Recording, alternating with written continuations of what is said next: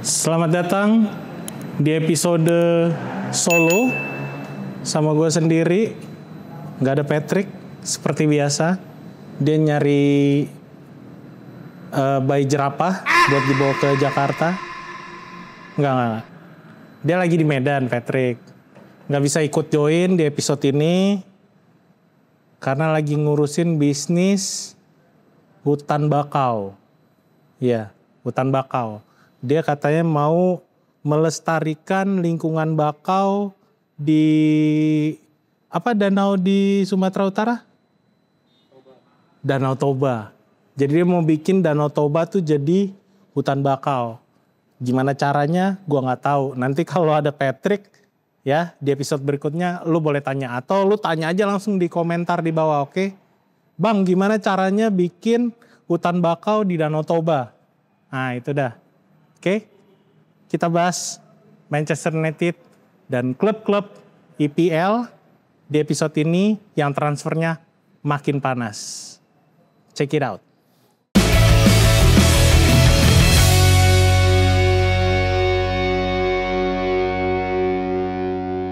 Kembali lagi di Poros Salang bersama gue Raymond. Apa ya sekarang belakangnya? Raymond Cuesta. Enggak mau gue Buemo. Belum tahu soalnya nanti kayak gimana. Jadi gue Raymond Cuesta. Karena gue lagi suka sama Carlos Cuesta nih. Yang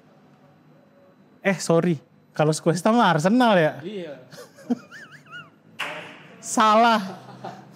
Raymond Vivel. Nah, gue lagi suka banget sama Christopher Vivel. Jadi kenapa? Nanti gue jelasin alasannya. Gue sekarang nih ada di Lithium Rooftop and Bar. Tuh, logonya ada di belakang, ya. Kenapa gue ada di sini? Ini tempat ya mungkin lo di episode kemarin udah sempat ngeliat ya, kita sempat 2 kali kalau nggak salah ya, kameramen Arsenal ya. 2 kali syuting di sini kan? Iya, 2 kali. Ya, 2 kali syuting di sini.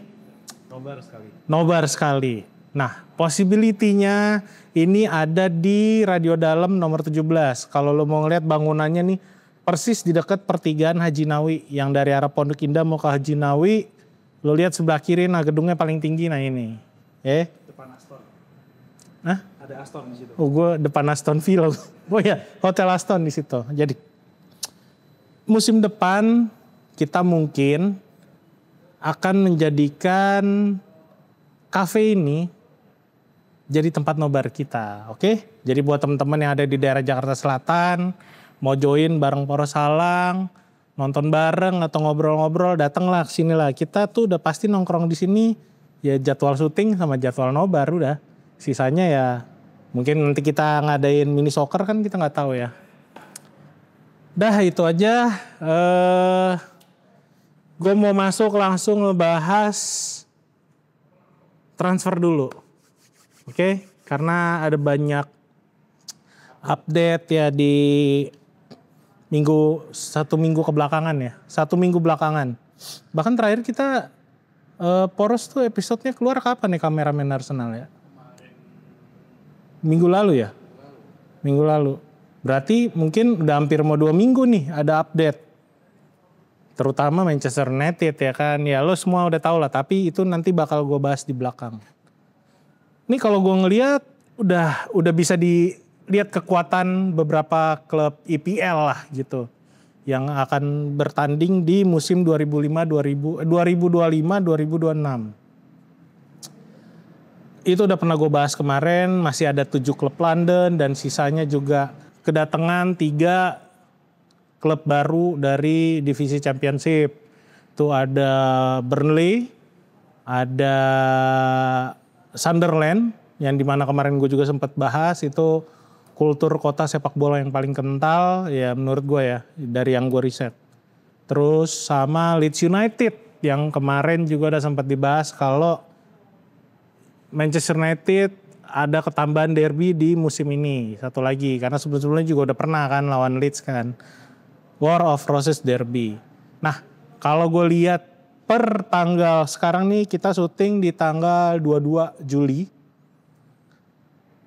Paling banyak yang klub yang paling banyak melakukan transfer itu sampai saat ini kalau gue lihat sih masih tim-tim promosi ya, kayak Burnley, terus Sunderland, Leeds United. Bahkan Burnley itu ada 10 pemain yang masuk sampai di tanggal 22 Juli ini.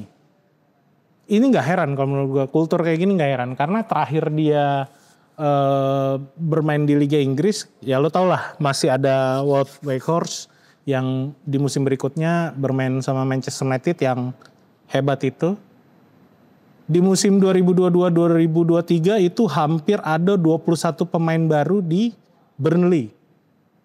Di musim itu rekor, nggak tahu ya gue, mungkin yang terbanyak ya klub promosi yang datang ke zona IPL tiba-tiba merombak habis timnya.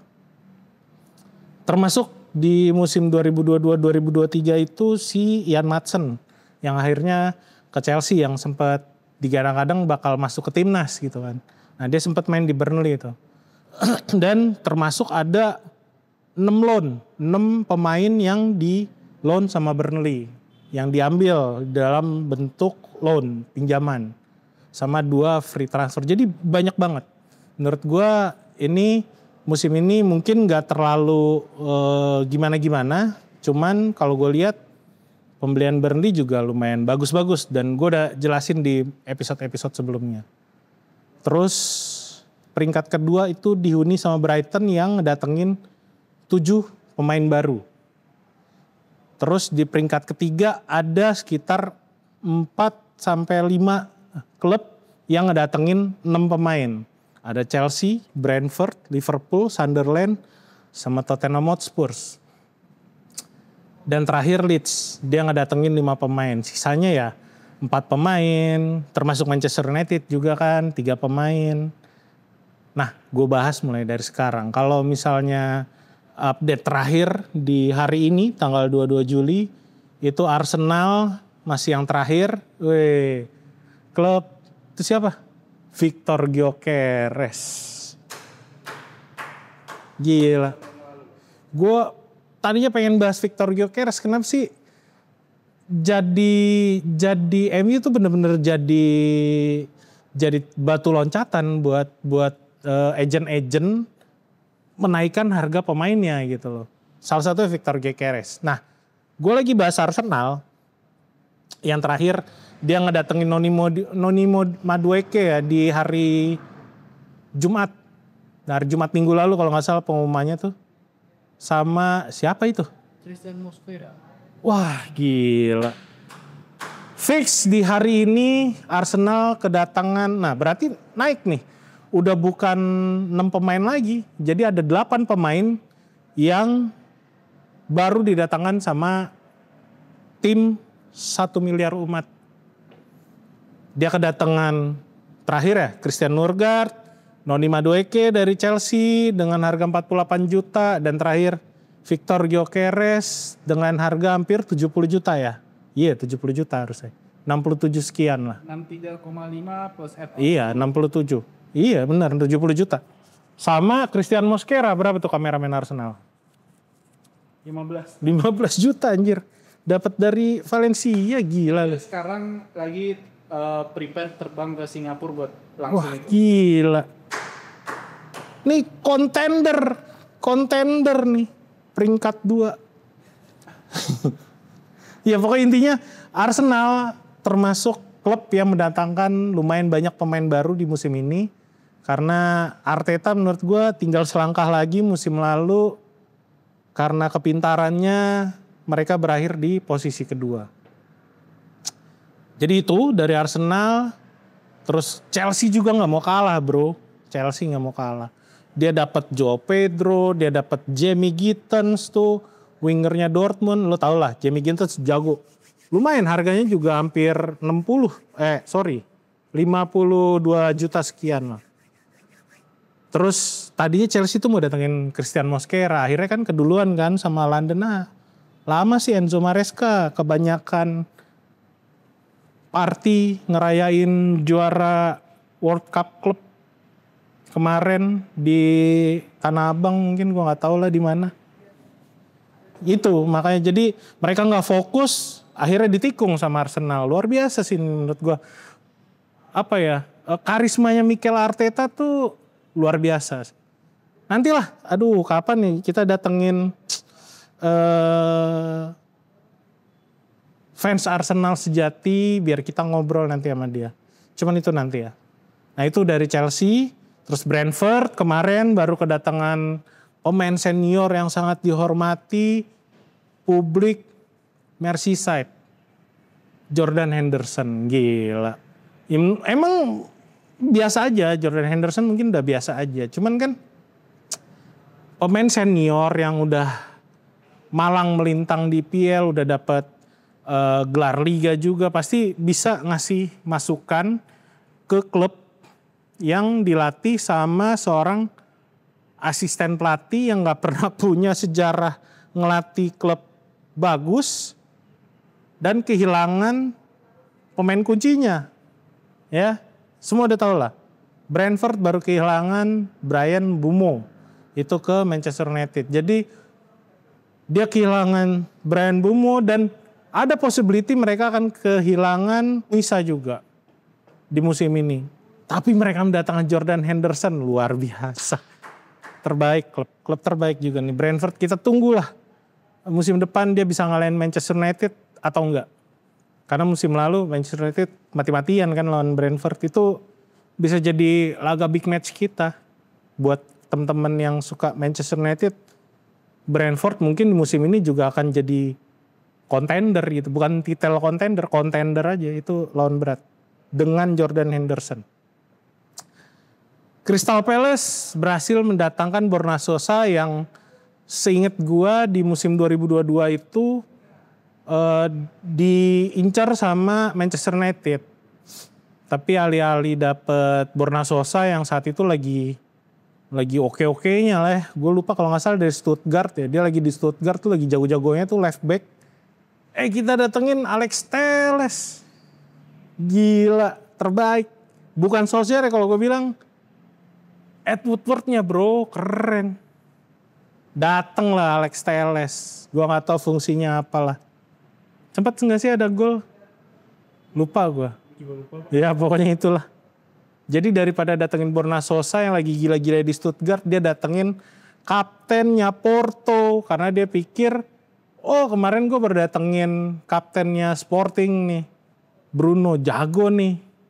Ya kita datengin juga kaptennya Porto, berharap jago. Ya gitulah jadinya. Terus Everton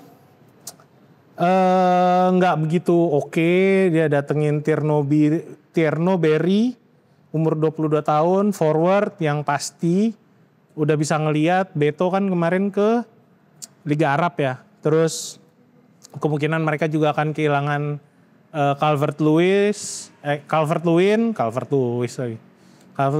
gue nggak tahu nanti bakal kemana. Kemarin ada rumornya kenceng banget kalau diincar juga sama Manchester United. Terus sama Mark Travers, dia ex pemain mudanya Bournemouth yang di loan terus, akhirnya dibeli sama Everton sama David Moyes, mungkin buat jadi kiper penggantinya Jordan Pickford karena goalkeeper itu dia. Terus Leeds dia dapat Gabriel Gudmundsson dari Lille itu left back, sama Luis Enaoro Marcus itu reserve-nya Liverpool. Nah Liverpoolnya sendiri gila juga sih.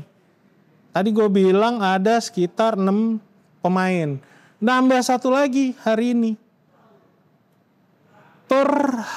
Tanggal 21 Juli kemarin. Ini tanggal 22 ya. Itu masih Milos Kerkez, Freddie Woodman. Ya itu yang terakhir. Tapi hari ini Hugo Ekitike lo bayangin, gila. Berangkat langsung dari Frankfurt, harga hampir 90 juta. Apa dealnya 70 juta ya kalau nggak salah. Cuman gue nggak tahu harganya berapa. Tapi mahal gila lu.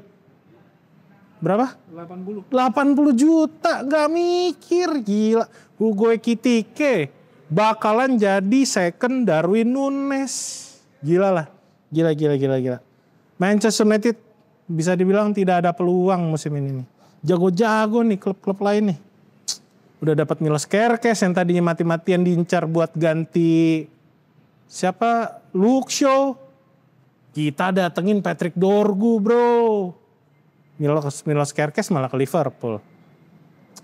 Freddie Woodman, goalkeeper Preston North End yang menurut gue ini jadi kiper kedua setelah Alisson. Untuk gantiin Kelleher yang kemarin udah cabut ke Brentford. Jadi dia datangin Freddie Woodman, terus sama ya terakhir ini yang menurut gue udah pasti jadi. Ini lagi tes medis, pengumumannya belum ada tapi udah beredar lah Fabrizio Romano, David Ornstein semua udah ngasih tahu kalau Hugo Ekitike 90% punya Liverpool. Itu wah luar biasa sih ini. Newcastle United, gue langsung lengkap aja lah ya biar cepet. Anthony Elanga, harganya 53-54 juta. Tapi lumayan menurut gue ini adalah pembelian terbaik Newcastle United karena bisa mendatangkan 8 juta pounds untuk Manchester United. Thank you Newcastle, keren. Tapi ya kita belum tahu ya, karena saat ini Newcastle United lagi bermasalah sama strikernya. Karena gue dengar si Alexander Isak yang kemarin diincar banget sama Liverpool, cuman udah pasti nggak mungkin karena dia kedatangan Hugo Ekitike itu tadi. Jadi Alexander Isak katanya minta naik gaji jadi 300.000 pound per minggu. Pusing kan si Eddie Howe. Gitu, jadi ya ada possibility dia juga mungkin bakalan cabut dari Newcastle kalau permintaannya nggak dipenuhi. Mungkin ke Manchester United kan nggak tahu, tapi kita ya, gue nggak mau ngebahas itulah. Itu terlalu berhayal. Karena harganya mahal juga. Harganya kalau nggak salah 90-100 juta lah itu. Jadi red flag. Nggak mungkin Manchester United ngambil pemain udah beli mahal, minta gaji mahal juga, ke laut. Nggak bakal dibayarin. Jadi buat kalian yang masih, wah bang Alexander Isak keren. Nggak bakal kejadian. Sunderland. Dari sekian banyak pemain, ada satu pemain yang menurut gue ini pembelian terbaiknya Sunderland di musim ini, Simon Adingranya Brighton. Woi, itu dia forward, bisa main di winger juga, dan kemarin cukup bikin repot Manchester United. Tuh anak tuh, umurnya masih 23 tahun. Terus harganya juga masih di bawah 20 juta, jadi menurut gue ya, ini pembelian terbaiknya Sunderland menurut gue musim ini. Spurs, ya kemarin juga sempat nggak kebahas, tapi pas kita syuting ternyata mereka baru mendapatkan tanda tangannya si Mohamed Kudus. Jadi dia dari West Ham ke Spurs dengan harga 55 juta. Wah gila nih. Gila-gila nih tim pada nggak ada yang mikir ya. MU aja mau beli Mbeumo 44 hari loh. Ketahan kagak ada kabarnya lagi. Tahu-tahu naik jadi dari 62 juta jadi 71 juta. Gila. Ya itulah. Cuma nanti itu kita bahas di episode lainnya. Terus West Ham sendiri dia baru dapat El Hadji Malik Diouf dari Slavia Praha, itu left back-nya, sama Kyle Walker-Peters yang dari Southampton tuh. Yang dulu juga sempat diincar sama Manchester United waktu nyari, lagi pusing siapa nih nyari penggantian Luke Shaw nih. Kyle Walker-Peters muncul namanya, Milos Kerkez muncul namanya, terus banyak lah itu yang didatangin, Alex Telles. Itulah. Dan terakhir Wolverhampton dia datengin Jorgen Strand Larsen dari Celta Vigo. Gue lupa deh, Wolverhampton tuh per hari ini juga lagi ada ngincar satu pemain, cuman gue lupa. Nanti aja lah ya. Udah, jadi dari sekian banyak pemain baru pindah berganti seragam untuk menyambut musim 2025-2026 ini, menurut gue Manchester United masih menjadi klub yang mungkin agak sedikit tersendat. Karena kemarin ya kalian tahu lah, dari pas musim berakhir itu udah muncul tuh Brian Bumo. Matheus Cunha akhirnya Cunha udah dituntasin. Terus Bryan Mbeumo gue bilang 7 Juni karena gue ngikutin kata-katanya si Fabrizio Romano sama David Ornstein, katanya mungkin akan selesai di tanggal 7 Juni sampai 22 Juni sampai hari ini baru kelar tadi pagi. Gue kasih tahu tuh kameramen Arsenal. Jam berapa tadi? Jam 3. Jam 3 pagi gue bilang, udah jadi nih. Jam 3 gue ngedit video. Yoi, kelas. 19 menit yang lalu jam 3 pagi di sana tuh lagi malam ya. Lagi sore. Iya malam. Lagi malam. Wah luar biasa sih. 44 hari nungguin Bryan Mbeumo doang. Tapi itu ada alasannya. Nah itu yang mau gue bahas sekarang. Buat kalian yang kemarin ketinggalan nonton pre-season pertamanya Manchester United lawan Leeds United di Strawberry Arena itu di Swedia sana lah. Sekarang gini, yang pengen gue kasih tahu ke lu. Manchester United itu peringkat 15. 2 tim lagi degradasi. Yang seharusnya juga kalau misalnya kita nggak menang di pertandingan terakhir 17 ya kan. Bukan Tottenham Hotspur. Tapi kalau lu lihat kemarin, lu juga gue ada share foto-fotonya di Twitter. Itu stadion Strawberry Arena penuh sepenuh-penuhnya. Itu ibaratnya GBK kedatangan Liverpool. Enggak, itu juga cuma setengah isinya, enggak. Bukan Liverpool. GBK kedatangan Arsenal, enggak juga. Itu cuma setengah, kurang dari Liverpool. Kedatangan timnas Argentina. Nah itu boleh lah, cuman nggak sampai atas juga nggak penuh. Ya pokoknya kalau MU kesini, nah bayangnya kayak gitu dah. Penuh. Nggak cuman Indonesia dari Sabang sampai Merauke. Orang Malaysia, orang Singapura, orang Hong Kong juga pada kesini semua gitu loh. Itu daya tariknya klub mediocre yang saat ini sedang membangun lagi timnya gitu loh. Jadi masih tetap jadi daya tarik. Tetap daya tarik. Jadi kalau lo nonton kemarin hasilnya memang 0-0 gitu. Cuman kalau ngelihat pola yang diterapkan, nah ini gue mau bahas dikit ya. Pola yang diterapkan Ruben Amorim itu 3-4-2-1. Tapi kalau lo perhatiin benar-benar ketika kita bertahan kita main dengan 4-3-3. Nah itu udah mulai tuh. Udah mulai nyenggol-nyenggol dikit nih. Udah mulai nyoba-nyoba taktik yang lain. Nah itu gue sempat nge-tweet juga ya. Gue nge-tweet di akun gue @paraeng. Boleh dong. Jadi gue bilang di situ kalau semua pemain jago, semua pemain luar biasa, pergerakan sama passing-passing yang mungkin hampir nggak pernah terlihat di satu musim kemarin. Ada satu scene di mana bola berhasil diambil sama Eden Heaven dari Gnonto, terus dia passing ke Dorgu hajar ke tengah, diambil antara Casemiro atau Maino gue lupa, terus di chip ke depan langsung ke pindah sisi ke arahnya Diogo Dalot. Gila itu scene-nya, nanti gue cari videonya ya. Nanti ditayangin sama kameramen Arsenal. Itu luar biasa menurut gue. Wah gila. Ini kayak zaman oleh ball waktu itu. Dapat nih. Jadi 2 pemain bebas. Ada Amad Diallo, ada Diogo Dalot. Gue lupa kalau nggak salah Amad Diallo atau Mantato gitu. Yang lari berdua.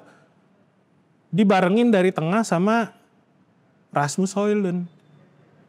Gue nggak tahu ya, kayaknya sih menurut gue itu salahnya Diogo Dalot karena passingnya terlalu pelan, jadi akhirnya Rasmus Højlund ketinggalan bolanya di belakang dan dia marah-marah sama Diogo Dalot. Dalot juga marah-marah sama Højlund kayak ngomong, lu gimana sih satu musim kemarin nggak bisa nyelesain peluang satupun sampai gue kasih passing kayak begitu juga, lu nggak bisa ngusahain jadi gol kayak gitulah. Jadi gue ngeliat kayak udah nggak ada kepercayaan lebih buat si Rasmus Højlund ini. Jadi ya itu ada satu scene itu. Terus kalau lo lihat Matheus Cunha sama Diego Leon yang kemarin akhirnya dikasih kepercayaan dari awal menit pertama, itu mainnya luar biasa banget. Mereka bermain bagus walaupun nilai yang diberikan sama beberapa aplikasi statistik gitu ya. Bahkan Statman Dev juga ngasih tahu kalau semua di bawah 7 gitu. Tapi menurut gue Diego Leon bermain baik, Mateus Cunha luar biasa. Dia menunjukkan Mateus Cunha yang kita tonton selama dia berseragam Wolverhampton. Jadi mungkin ada harapan, ada perubahan permainan yang akan ditampilkan sama Ruben Amorim di musim depan. Jadi umpan 1-2 terus long ball itu mirip-mirip oleh ball, cuman ya ini gayanya Amorim. Jadi menarik buat gitu. Menarik, apalagi ya semua tahu kita kedatangan Bryan Mbeumo yang menurut gua tipikal bermainnya mirip-mirip Mateus Cunha yang dia berani take ons, dia berani duel, dia berani bawa bola karena ball keepingnya bagus, dribblenya bagus, dan pemain ini dua-duanya punya kecepatan. Itu kenapa mahal. Di samping ini pemain yang emang udah berkiprah di Liga Inggris ya, semua tahu lah. Pemain yang udah lama di Liga Inggris diambil sama klub gede pasti harganya bakalan selangit. Nah itu yang gak berubah ya, tetap Bruno Fernandes sama Mazraoui yang dinilai sama aplikasi statistik itu di atas 7 semuanya. Bahkan Mazraoui luar biasa hampir 8. Jadi ada perubahan permainan yang menurut gue jadi lebih sedikit taktis dan mungkin akan membingungkan karena menurut gue Leeds kemarin gak bermain buruk gitu loh. Mungkin memang porsi latihannya karena kan banyak pemain baru juga. Mereka sampai 5 pemain lah, 5 pemain baru tuh. Jadi sama-sama turun dari awal dengan kekuatan penuhnya, cuman ya semua tahu lah yang turun di babak pertama itu di split sama Amorim kemarin. Kayak di babak pertama itu ada Collier, ada Chido Obi di depan, terus sisanya kipernya Bayindir karena kiper nomor 1 Manchester United yang paling jago itu lagi sakit, lagi cedera, jadi dia nggak bisa main. Nah, menurut gue terus di babak kedua dia turunin Eden Heaven, Lenioro, terus Bendido Mantato, Tyler Fredrickson ya dicampur gitu. Nah, gue ngebayangin kalau ini main yang dari awal tim senior semua ditambah ada si Bryan Mbeumo itu. Jadi ya menurut gue mungkin ada sedikit perbaikan. Ditambah sekarang kita juga masih nyari pemain baru. Nah ini yang mau gue bahas. Dari awal musim IPL selesai atau bahkan sebelumnya gue sama Patrick sempat bilang kalau Manchester United bakalan beli pemain yang mungkin harganya 2 pemain itu bisa ngabisin hampir 150 juta. Banyak yang bilang, Bang kalau mikir logis dong, jangan asal ngomong transfer. Sekarang apa kejadiannya? Bener kan? 2 pemain aja udah mau hampir 150 juta. Gitu, 71 sama 62 juta. Jadi ditambah ini Fabrizio Romano sama Ornstein juga udah ngomong kalau Manchester United akan mendatangkan 2 pemain lagi. 1 kiper, 1 antara pemain tengah atau striker. Tapi menurut gue lebih kuat kayaknya sih bakalan striker. Karena ya ngelihat dari performa Højlund kemarin, memang kemarin Jersey belum bisa main. Nggak ikut bahkan ke Swedia. Dan mungkin hari ini mereka atau besok mereka bertolak ke US akan menjalani pre-season di sana lawan West Ham kalau nggak salah itu di hari Minggu ya, di hari Minggu jam 6. Jadi kalau buat kalian yang mau nonton ada beberapa lah Bang ngomong ke gue lah Bang kok MU main lah main gitu kan, gue udah berapa kali tiap episode tuh gue kasih tahu nih MU main tanggal segini. Nah jangan lupa lawan West Ham di Amerika di hari Minggu jam 6 sore kalau nggak salah tuh. Nah itu gue balik lagi. Jadi pada bilang MU dapat duit dari mana kan kita tahu ini selalalali. Gue sama Patrick debatin kalau MU itu sebenarnya klub kaya. Walaupun memang budgetnya terbatas. Kenapa? Karena emang kita nggak masuk ke Liga Champions. Jadi ya nggak bisa yang jor-joran juga. Tapi pasti Ruben Amorim akan diberikan pemain yang dia inginkan buat memulai musim 2025-2026. Contohnya ya udah datang tuh Kuna sama pemain yang 44 hari 44 malam kagak datang-datang, baru hari ini tuh si Mbeumo 71 juta. Kalau gue bahas dikit ya, Mbeumo ya dia tipikal pemain yang klinis, kurang lebih sama kayak Kuna, pemain yang tipikal pemain direct.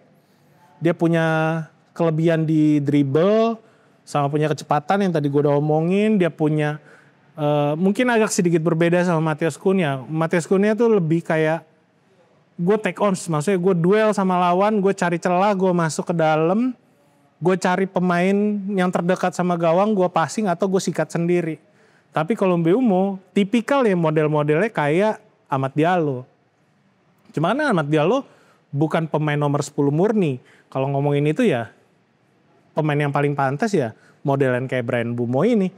Jadi possibility-nya mungkin di musim depan kalian bakal ngelihat dan terbiasa duet Matheus Cunha sama Bryan Mbeumo ini yang akan mensupport siapapun nanti striker yang ditaruh di depan. Mungkin Zerzi, tapi gue gak yakin Zerzi akan jadi striker tunggal. Maka itu gue yakin Manchester United nyari striker baru. Siapapun itu yang mudah-mudahan bukan Højlund karena kemarin kacau. Hah? Jackson. Aduh jangan, itu nanti gue bahas. Jangan itu anaknya. Gitu, jadi modelan kayak Mbeumo ini dia tipikal pemain yang gini deh. Lo selama musim kemarin seneng ngelihat Amad Diallo main. Kenapa? Semua bola dari kaki Amad Diallo itu jadi chances buat jadi gol. Tapi yang terjadi kemudian begitu bola di depan gawang nggak terjadi apa-apa. Gitu. Nah gue berharap ini ada Bryan Mbeumo, Matheus Cunha yang bisa fight sendiri, yang bisa fight juga tapi mungkin lo akan lebih milih crossing atau dia terobos cutting inside ke dalam. Itu kan akan merepotkan. Belum lagi ada Amad Diallo di belakang dia. Gue rada setuju sama Patrick. Bryan Mbeumo di depan, as number 10, dia bisa main winger juga, bisa ganti-gantian sama Amad Diallo. Karena kalau gue ngelihat kemarin kekurangan di preseason ya, yang gue bilang umpan itu ya karena nggak ada orang yang bawa bola visinya cari celah, cari ruang dan memanfaatkan passing. Bukan kayak si Diogo Dalot yang begitu terima bola, dia maju ke depan udah bagus, passing aja udah asal-asalan ke depan ngasih Rasmus Højlund. Yang terjadi kemudian dua-duanya debat, ada kan nanti videonya gue kasih. Kayak gitu, jadi ada chances kita bola-bola yang modelan kayak gitu itu bisa jadi 90% jadi gol. Asalkan strikernya bener. Kalau memang kita mau cari pemain tengah ya, banyak nanti gue sebutin. Kita mau nyari pemain tengah, ya pastikan strikernya memang orang yang haus gol. Bukan orang yang pengennya disupport. Kalau lo ngelihat kemarin Højlund satu musim dia berharap dia disupport. Nah, dengan adanya Bryan Mbeumo sama Amad Diallo, gue berharap siapapun yang ada di depan itu banyak chances buat create goal dan dia benar-benar bisa bikin gol gitu. Itu sih. Jadi ya kita tunggu aja siapa nanti akan datang ke Manchester United di sisa. Ini kan masih panjang nih, masih sampai September nih. Agustus saya belum kelihatan nih. Jadi masih banyak waktu. Masih banyak waktu buat Onana istirahat sampai ke Onana yang gue bahas. Iya, karena gue gak tahu tuh alasan cedera atau emang mau pindah. Mudah-mudahan mau pindah. Nah, kenapa tadi gue bilang gue suka sama Christoph Wiefel? Dia orang yang berhasil memenangkan hati pemain yang diinginkan sama Amorim. Termasuk terlepas dari memang kalau lo bilang, Bang, Cunha kan emang mau main buat MU karena dia fans MU. Bang, Bryan Mbeumo juga fans MU karena itu impian dia buat main di Old Trafford. Bener, tapi kan untuk memenangkan hati pemain yang saat ini dibutuhkan sama timnya itu, apalagi lo tau Brentford habis-habisan ditinggal Thomas Frank, ditinggal beberapa pemain kan. Iya, Norgard juga. Pasti akan sulit melakukan itu dan Christoph Wiefel berhasil mendapatkan pemain-pemain itu. Asal lo tahu ya, waktu Christophe Vivel itu jadi direktur tekniknya, sekarang itu dia jabatannya Director of Recruitment, kemarin gue udah bahas. Waktu dia jadi dirteknya Salzburg, dia datengin siapa? Erling Haaland, Josko Gvardiol, Dominik Szoboszlai, Benjamin Sesko, sama Karim Adeyemi yang luar biasa di Dortmund. Ketika dia pindah ke Chelsea, dia datengin Enzo Fernandez, Mudryk gak usah dihitung lah ya. Noni Madueke, Badiashile, Malo Gusto, Andre Santos, David Fofana. Menurut gue ini bukan orang yang biasa-biasa aja ketika dia dapat tugas memenangkan hati pemain sama klub untuk menjual pemain yang diinginkan sama si Amorim gitu. Jadi ini orang yang tepat. Nah kalau ngebahas siapa pemain berikutnya, ini gue udah list. Kemarin berita yang beredar itu, goalkeeper kita semakin dekat sama, kalau orang bilang Emi Martinez bang, salah, bukan. Itu gue udah sempat tweet. Yang paling dekat sekarang Saint Lemens. Dia goalkeeper Royal Antwerp dan harganya murah, di bawah 20 juta. Cuman gue nggak tahu ketika nanti Manchester United yang datang ke sana apakah harganya berubah, gue nggak tahu. Jadi itu paling dekat dan menurut gue dia ball playing goalkeeper yang kalau lihat cuplikan, bukan lo lihat highlight yang ada di YouTube ya. Saint Lemens, Royal Antwerp skills. Jangan. Lo lihat Royal Antwerp versus rivalnya dia. Atau Royal Antwerp big match-nya dia. Nah itu kelihatan gitu. Jadi ini emang goalkeeper yang bisa mainkan bola, maju ke depan. Dan dia bisa menahan bola dengan baik. Model-modelnya kayak Emi Martinez. Cuman bedanya Emi Martinez banyak gaya aja udah. Kedua, Emi Martinez. Bener, harganya karena masih di bawah 30 juta.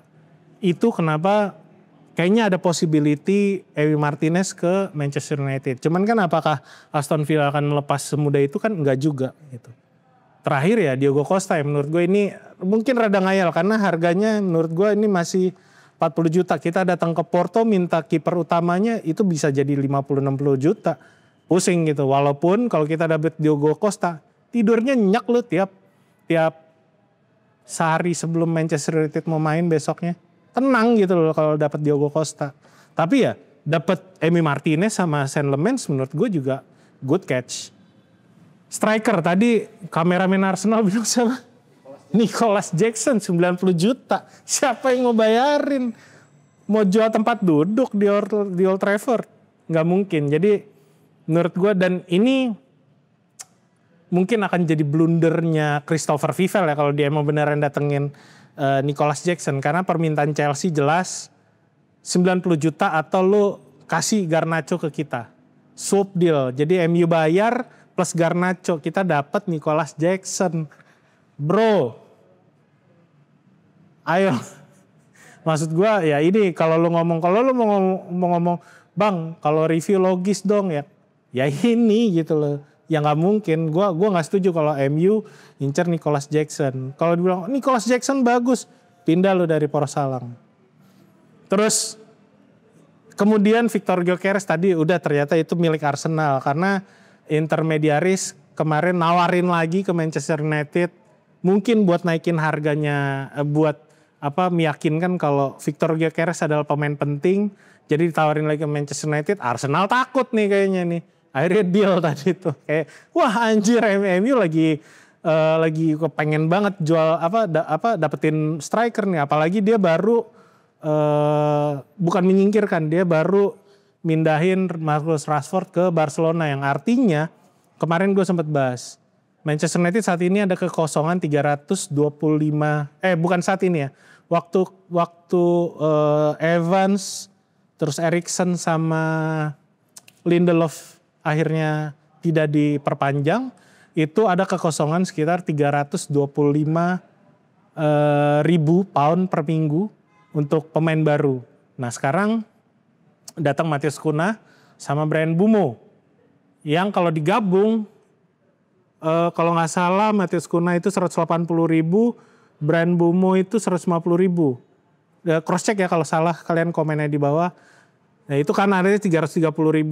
Dan kehilangan Marcus Rashford itu mengosongkan slot gaji sebesar 325.000 lagi. Yang artinya kita bisa nyari pemain baru yang harusnya bisa digaji di bawah 200.000, dua pemain gitu ya. Nah itu alasannya kenapa mungkin kita bisa dapat, ini yang lagi rame nih, Benjamin Sesko. Karena pilihannya mungkin banyak, terlepas dari Nicholas Jackson. Pilihannya mungkin banyak. Ada beberapa pemain yang juga disebut kayak Oli Watkins. Cuman ya gue juga gak yakin Oli Watkins akan sukses bersama Manchester United. Tambah rentetan cedera dia di musim lalu gitu. Mungkin bukan blunder, cuman rugi kalau beli Oli Watkins dengan harga yang hampir 50 juta gitu. Jadi agak bodoh sih menurut gue kalau Vivel beneran nerusin deal itu. Jadi mendingan 50 juta, nah ini kuncinya. Lo nunggu, kan ini masih lama nih sampai September. Lo nunggu si Garnacho sama Jadon Sancho yang saat ini udah deket banget ke klub-klub yang ngincar mereka. Ini 2 pemain kejual, udah. Lo ngomongin Benjamin Sesko sama siapa tadi, Emi Martinez. Ya itu tinggal nunggu hitungan hari aja. Karena artinya kita bisa mengosongkan slot gaji lebih besar lagi. Karena Garnacho gue lupa deh.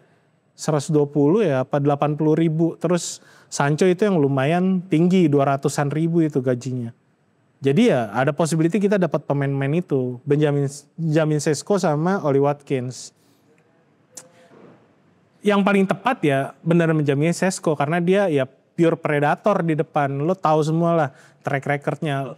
Gak usah nonton pertandingannya yang kayak tadi gue bilang nonton season Le Mans. Lu nonton highlightnya aja gue udah ngelihat kalau dia pemain yang mungkin tepat buat Manchester United. Buat klub yang kesusahan mencetak gol seperti Manchester United. Nah itu bahasanya. Gitu. Nah terus ada lagi kebutuhan di playing playmaker karena kemarin ketika kita kehilangan Mason Mount. Terus Bruno Fernandes gak bisa main, berantakan di tengah. Karena Casemiro gak bisa ngangkat tim. Jadi kebutuhan pemain itu muncullah nama-nama kayak Javi Guerra itu dari Valencia. Umur masih 22 tahun. Harga juga murah di bawah 25 juta. Terus Morten Hjulman itu dari Sporting. Walaupun harganya bisa mencapai kalau MU datang ke sana mungkin jadi 50 juta. Harganya itu 35 sampai 40 something.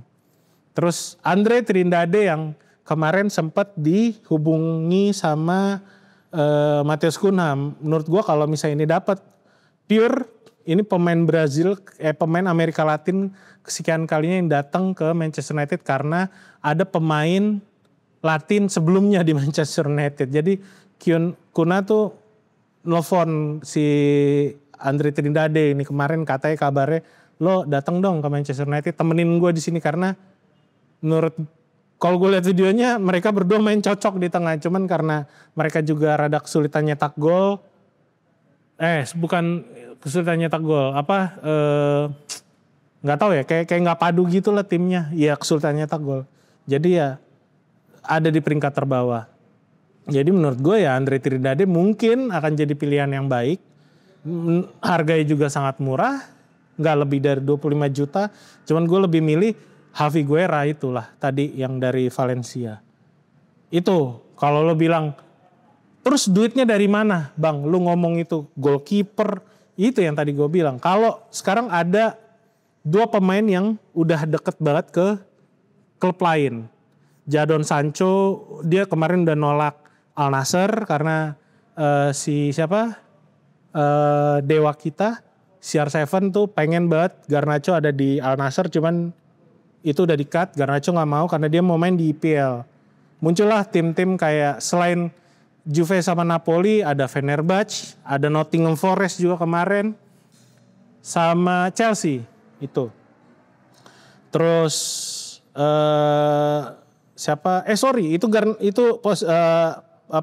Jadon Sancho. Ada Fenerbahce, ada Nottingham Forest, Juve sama Napoli. Kalau Garnacho dia udah nolak tawarannya Al Nassr. Ini banyak banget klub yang mau jasa ini anak. Termasuk Chelsea lagi. Chelsea Arsenal bahkan kemarin fix ada pembicaraan, benar nggak kameramen Arsenal? Ada pembicaraan, iya, pokoknya ada pihak Arsenal yang menghubungi agennya Garnacho gitu. Terus Aston Villa juga, tapi ini kan karena kemarin dia liburan pakai jersey Aston Villa. Gue bilang sih ini bukan karena mau pindah ke Aston Villa, dia cuma menunjukin kalau ini jersey yang dipakai pemain yang cabut dari Manchester United. Jadi gue kayaknya nggak bakal bermain buat Manchester United musim depan. Mungkin message-nya kayak gitu. Cuman kan nggak tahu, Aston Villa juga butuh penyerang. Kalau Oli Watkins sebelum Agustus ini juga cabut, ya udah pasti mungkin Garnacho yang diambil. Terus ada Leeds, ada Nottingham Forest, banyak yang mau jasa Garnacho. Dan jangan lupa, ini ada 2 pemain lagi yang menurut gue bisa banget dijual dalam waktu dekat. Anthony yang katanya, bukan Jomabala ya, bukan Anthony Jomabala, itu mah Persita. Itu lagi diincar sama Atletico Madrid, sama Real Betis lagi. Bahkan bapaknya Erik ten Hag di Bayer Leverkusen, walaupun dia bilang saat ini pemain yang dibutuhkan udah cukup. Udah cukup gimana Pak, orang lu kalah 5-0 kemarin sama tim semenjana. Jadi ada pihak Bayer Leverkusen yang menghubungi kalau David Ornstein bilang ada pihaknya David Ornstein yang menghubungi pihaknya langsung ke pemain, pihaknya si Anthony ini. Jadi ada possibility dia bakal ke Bayer Leverkusen, ada possibility dia juga bakal ke Atletico Madrid dan Real Betis karena harganya juga murah gitu loh, nggak nyampe 20 juta. Jadi ya, dan dia juga bagus di Spanyol, jadi ya kenapa enggak gitu. Satu lagi ya Malaysia, jangan lupa. Malaysia nih yang kita beli 13 juta dari Feyenoord. Sekarang ya nggak heran harganya turun karena ini anak menderita banyak kerusakan di tubuhnya. Dia cedera sepanjang musim dan sekarang sehat. Kemarin dipinjemin ke PSV bisa jadi juara. Sekarang harganya di kisaran 3 juta. Jadi menurut gue kalau dalam keadaan sehat nih, Malaysia dalam keadaan sehat. Kalau ada tim-tim yang pengen bayarin ya ini saatnya gitu loh. Tapi bukan itu yang mau gue omongin. Karena gaji dia lumayan gede. Sekitar 60-80 ribu kalau gak salah seminggu. Jadi ya kalau Malaysia kejual, Anthony kejual, Garnacho sama Jadon Sancho termasuk Rashford itu 5 orang yang gak dibawa ke pre-season kemarin di Swedia. Bahkan nanti ke US juga namanya udah pasti gak ada di line up gitu. Mereka masih diizinkan latihan di Carrington tapi gak akan dibawa ke pre-season. Udah pasti ini pemain-pemain kejual. Kalau pemain-pemain itu kejual, bro, mungkin Benjamin Sesko tinggal nunggu waktu doang gitu loh. Ini yang gue suka kemarin tuh gue sebelnya bukan main karena Benjamin Sesko mau ke Arsenal. Kayak pemain bagus ke klub yang keren. Bagus. Ya gitu. Jadi kalau lo bilang bang kok MU dapat duit dari mana, ya itu yang tadi gue jelasin. Jadi kita tunggu aja.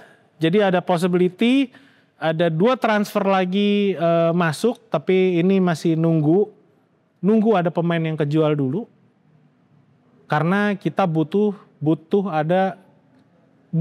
ngosongin slot gaji. Gitu. Jadi Rashford nih udah kosong nih 325 ribu. Tapi duit buat ngebayarin pemainnya mungkin belum ada. Itu kenapa nunggu pemain kejual dulu. Baru bisa cari siapapun yang mau dibeli gitu loh. Gitu, jadi 325 ribu udah kosong sekarang. Ditambah nanti kalau Sancho kejual, Garnacho kejual, ya pokoknya yang tadi gue sebutin ya merdeka kita dari FFP gitu. Itu sih maksud gue. Jadi ya udah kalau dari hasil riset gue di episode ini gue cuma mau ngasih tahu doang. Mohamed Kudus 5 gol 55 juta ke Tottenham Hotspur. Elanga itu 6 gol itu harganya 55 juta ke Newcastle. Noni Madueke sama Chelsea 7 gol itu harganya 52 juta dibeli sama Arsenal. Jamie Gittens 8 gol di Spanyol. Di apa namanya? Bundesliga. Harganya 55 juta. Dibayarin sama Arsenal. Joao Pedro 10 gol. Harganya 55 juta juga waktu di Brighton. Dibayarin sama Chelsea. And you know what? Manchester United dapat Cunha sama Mbeumo. Harganya 62 juta sama 71 juta. Cunha 15 gol, Mbeumo 20 gol. Sekarang lu pikir klub mana yang paling bagus? Itu aja dari gua Raymond, dan ini Poros Salang. Kameramen Arsenal apa suaranya? Semangat MU. Kelas. Thank you.